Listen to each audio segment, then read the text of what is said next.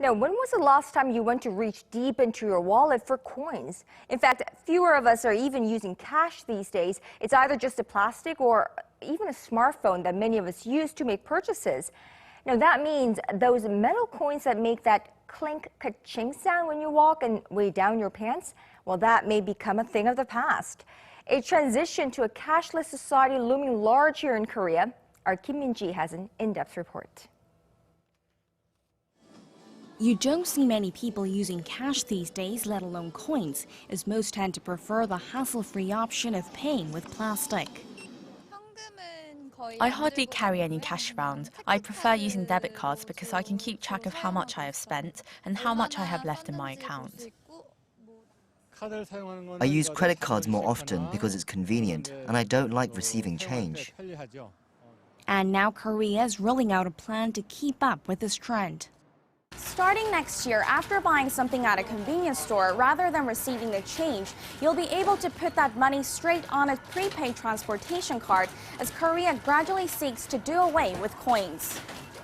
The central bank plans to expand the service to include supermarkets, pharmacies, and other retailers down the road. And the money will not just be put on transit cards, but on credit cards or directly into bank accounts. Already, there's been a significant shift in the way people pay for things. Cash transactions accounted for 36% of all transactions last year, while credit card payments outpaced that at almost 40%. Korea's push toward a coinless society is related in part to lack of use, but also has to do with the cost of making the coins, which is more than their worth. Experts say that doing away with cash in general can, in a sense, contribute to the economy. There are social costs incurred from using cash, and this is said to account for almost 1% of GDP. So by getting rid of that, simply put, the economy can grow that much more.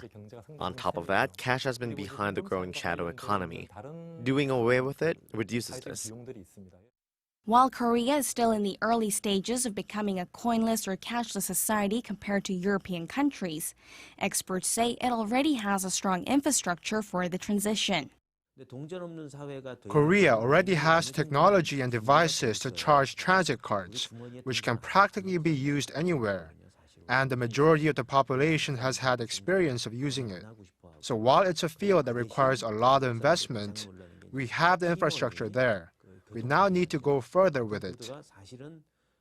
But even if Korea does go cashless, people may be reluctant to adapt at first, based on concerns about being hacked, leading to a temporary decline in transactions.